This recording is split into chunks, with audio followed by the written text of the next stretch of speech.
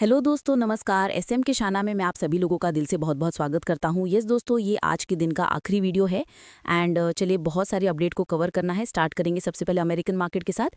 85 point की तेजी नजर आ रही है। भयंकर लेवल की वोलेटिलिटी अमेरिकन मार्केट में आपको देखने को मिल रही है। ऑब्वियसली आप यहाँ पे देख सकते हैं कोई इंडिविजुअल स्टॉक नहीं है, इंडेक्स है।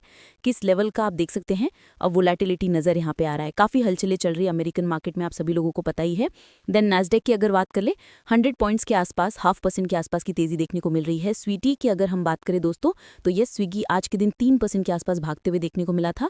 बिकॉज हम कह सकते हैं 10,000 करोड़ का QIP अगले हफ्ते हम लोगों को देखने को यहाँ पे मिलने वाला है। मतलब फंड रेजिंग का प्लान यहाँ पे चल रहा है और इतना बड़ा फंड रेज करके क्या करेंगे, बिजनेस को और बड़ा बनाने की कोशिश ये यहाँ पे करने वाले हैं। यही खबर फिलहाल तो हम लोगों को देखने को यहाँ पे मिल चुकी है। जी एंटरटेनमेंट की अगर हम लोग यहाँ पे बात कर लें, एक ज़माने में ये कंपनी निफ्टी का पार्ट हुआ करती थी, मीडिया सेक्टर का नंबर 1 कंपनी देखने को मिलता था एंड उसके बाद कहानी आप सभी लोगों को पता ही है। सो आप देख सकते हैं दोस्तों, जी ने अनाउंस किया है कि और ज़्यादा लोगों को वो काम से निकालने वाले हैं। क्यों? क्योंकि सोनी के साथ उनका जो मर्जर था वो फेल हो गया एंड इस चीज़ के चलते अब काफ़ी ज़्यादा नुकसान कंपनी को हो रहा है और ज़्यादा वो लॉस यहाँ पे मतलब आप सभी लोगों को पता है, लोगों को काम पे रखना है तो भाई सैलरीज देने पड़ेंगे, तो और ज़्यादा कंपनी के ऊपर बर्डन आएगा, तो वो बियर नहीं कर सकते, तो और ज़्यादा ले ऑफ हम लोगों को देखने को यहाँ पे मिलने वाले हैं। इंडिगो की अगर हम लोग यहाँ पे बात करें दोस्तों, तो 117 करोड़ का penalty related to the ITC, मतलब ITC कंपनी की बात नहीं हो रही है, इनपुट टैक्स क्रेडिट की अगर बात करें, इसको चलते ये डेटा सामने आते हुए देखने को यहाँ पे मिल रहा है। हालांकि इस चीज़ को एयरलाइन हम लोग को चैलेंज करते हुए देखने को यहाँ पे मिलने वाली है। सो ITC मतलब इनपुट टैक्स क्रेडिट, मतलब GST को लेकर ही ये डिस्प्यूट देखने को मिला। GST में ये ITC का ही जो दिक्कत है हम लोगों को काफ़ी लोगों में देखने को यहाँ पे मिलता रहता है। नेक्स्ट अगर बात करें दोस्तों, तो चाइना आप सभी लोगों को पता है उनका डोमिनेंस किस में है। रेयर अर्थ मेटल्स की अगर बात करें, एलिमेंट मिनरल्स की बात करें, तो उसका मोनोपोली तोड़ने की कोशिश अमेरिका करने वाला है। अमेरिका ने 134 मिलियन का पुश यहाँ पे दिया है उनका रेयर अर्थ से रिलेटेड चीज़ों को बढ़ावा देने के लिए एंड जैसे कि उनका टारगेट ही यही है कि चाइना के ऊपर का जो डिपेंडेंसी है अमेरिका को भी ब्रेक करना है। क्योंकि रिसेंटली हम लोगों ने देखा था, अमेरिका बोले या फिर ट्रम्प बोले, चाइना के ऊपर क्या करे, 100% का टैरिफ, 200% का टैरिफ, 250% का टैरिफ लगातार धमका रहे थे और चाइना एकदम कूल था। क्यों? क्योंकि उनको भी पता है उनके पास उनका सबसे बड़ा हथियार है रेयर अर्थ मिनरल्स। उसका एक्सपोर्ट बंद कर देंगे, ऑटोमेटिकली अमेरिका की घुटने पे आ जाएगी। और हम यहाँ पे देख ही चुके हैं कि अमेरिका का फिलहाल स्टैंड क्या देखने को मिल रहा है। सो ट्रम्प इससे तो परेशान हो ही चुके हैं। ऊपर से अगर बात करें दोस्तों, तो आप सभी लोगों को पता ही है ट्रम्प का सबसे बड़ा प्रॉब्लम क्या है, उनका जो टैरिफ है वो इलीगल अगर घोषित हुआ सुप्रीम कोर्ट में, सो वापस रिफंड भी देना पड़ सकता है। एंड इसी के बीच में हम यहाँ पे कह सकते हैं, जो एक कंपनी हम लोग को देखने को मिला, रिटेल की कंपनी, उन्होंने भी यहाँ पे क्या किया है, ट्रम्प एडमिनिस्ट्रेशन के ऊपर केस फाइल कर दिया कि भाई उनको रिफंड चाहिए और पूरा रिफंड चाहिए। जिस प्रकार से टैरिफ इन्होंने यहाँ पे लगाया है ये टोटली गलत है, इलीगल है। सो ऑलरेडी एक केस चल रहा है, अब ये रिफंड का भी केस उन्होंने यहाँ पे डाल के रखा हुआ है। सो सुप्रीम कोर्ट क्या फैसला यहाँ पे सुनाएगा वो देखने वाली बात है। अगर ट्रम्प के पक्ष में अगर ये फैसला नहीं आता है, चीज़ें चल जाएगी। बट अगर सुप्रीम कोर्ट ने ये तक कह दिया कि भाई जो टैरिफ लिया है वो इलीगल है, वापस करना पड़ेगा, तो काफ़ी बड़ा झटका अमेरिकन मार्केट को भी यहाँ पे लग सकता है। काफ़ी अनसर्टेनिटी अमेरिकन मार्केट में छा जाएगी। देन अगर हम बात करें दोस्तों, तो आपको पता है फिलहाल तो संसद विंटर सेशन स्टार्ट यहाँ पे हो चुका है।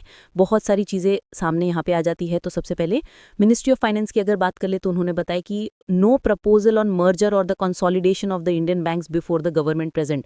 मतलब यहाँ पे जो खबरें सामने आ रही थी कि सरकारी बैंक्स का मर्जर होने वाला है, फिलहाल तो उन्होंने इस चीज़ को टाल दिया है। इसका अर्थ ये नहीं कि हमेशा के लिए टाल दिया है, भविष्य में हो सकता है, बट फिलहाल तो ऐसा कोई प्रपोजल नहीं है। ये उन्होंने बात सामने रखी है। और जो एक खबर सामने आ रही थी कि FDI लिमिट सरकारी बैंक्स में अप टू 49 तक यहाँ पे किया जा सकता है, सो इसको भी फिलहाल उन्होंने खारिज किया है, क्योंकि बोला है कि ऐसा कुछ नहीं है, कोई ऐसा प्रपोजल है नहीं करके। सो ये एक चीज़ हमारे सामने आती हुई देखने को मिल रही है। देन विशाल फैब्रिक्स की अगर बात कर ली, कंपनी आज के दिन क्यों भागा, 100 करोड़ का एक्सपोर्ट ऑर्डर हम लोगों को यहाँ पे देखने को यहाँ पे मिल चुका है। इसी चीज़ के चलते ये स्टॉक भागा था। FCS इंफ्रास्ट्रक्चर की अगर बात कर लें, 884 करोड़ का EPC ऑर्डर ये सिक्योर यहाँ पे किए हैं। सो इसीलिए FCS इंफ्रा भी हम लोगों को रडार के ऊपर देखने को यहाँ पे मिल रहा था। देन अनिल अंबानी की रिलायंस की बात करें, अनिल अंबानी की बात करें तो मुश्किलें इनकी बढ़ती जा रही है, क्योंकि state bank of India SBI ने भी इनका जो अकाउंट है एज अ फ्रॉड घोषित किया है। और एक बार फ्रॉड घोषित किया, भरी आपको तो कोई पैसा 1 रुपया नहीं देगा। सो इसी चीज़ को, इसी टैग को हटाने के लिए अब अनिल अंबानी सुप्रीम कोर्ट में जाते हुए देखने को मिल चुके हैं। वो चाहते हैं कि उनके ऊपर जो है फ्रॉड टैग लगाया है SBI ने, उस क्लासिफिकेशन को हटा दे। और ये सिर्फ SBI ने ही नहीं किया है, और भी बाकी सारे जो सरकारी बैंक्स हैं उन्होंने ये चीज़ की है कि पैसे तो लिए, वापस दिए नहीं है। और ये नॉर्मल बिजनेस लेवल का डिफॉल्ट नहीं है, प्योर चीटिंग का डिफॉल्ट है। इसीलिए उन्होंने इस चीज़ को फ्रॉड करके घोषित किया है अनिल अंबानी।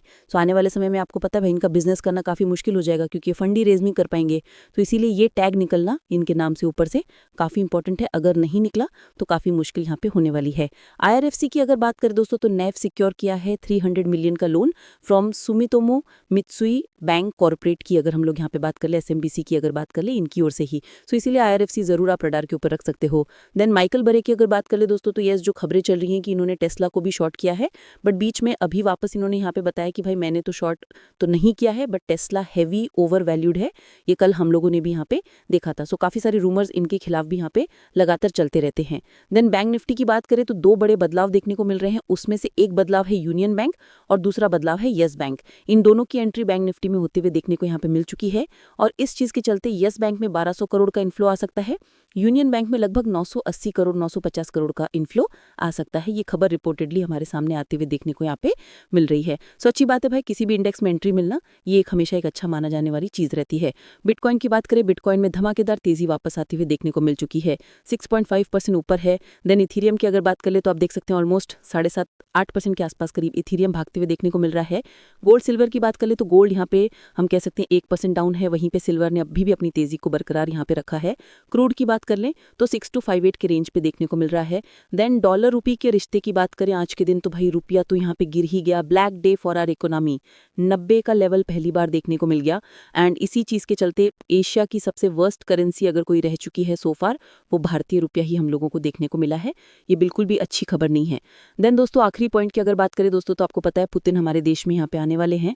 एंड फिलहाल तो दोस्तों खबर यहाँ पे सामने आ रही है कि रशिया $1 बिलियन का ट्रेड यहाँ पे साइन कर सकती है इंडिया के साथ टिल 2030।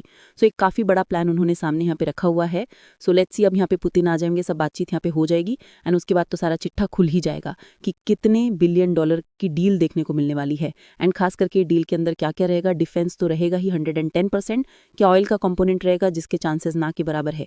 अगर ऑयल का कंपोनेंट हुआ सो भाई टैरिफ से रिलेटेड चीज़ें, मतलब आप अंदाजे लगा लो ट्रेड डील हमारी अमेरिका के साथ टूट सकती है, इसकी भी चांसेस काफ़ी ज़्यादा देखने को मिल रहे हैं। सो लेट्स सी एग्जैक्टली क्या होता है। कल की अगर बात कर ले तो गिफ्ट निफ्टी अभी कैसा चल रहा है आप देख सकते हैं, 26175 का लेवल देखने को मिल रहा है और जाते जाते अमेरिकन मार्केट भी आप देख सकते हो और थोड़ा नीचे आके 50 पॉइंट ही केवल ऊपर देखने को मिल रहा है। सो ठीक है दोस्तों, आशा करती हूँ वीडियो हेल्पफुल लगा होगा, चाहो तो लाइक एंड शेयर कर सकते हो। मिलते हैं हम डायरेक्टली कल, तब तक के लिए बाय।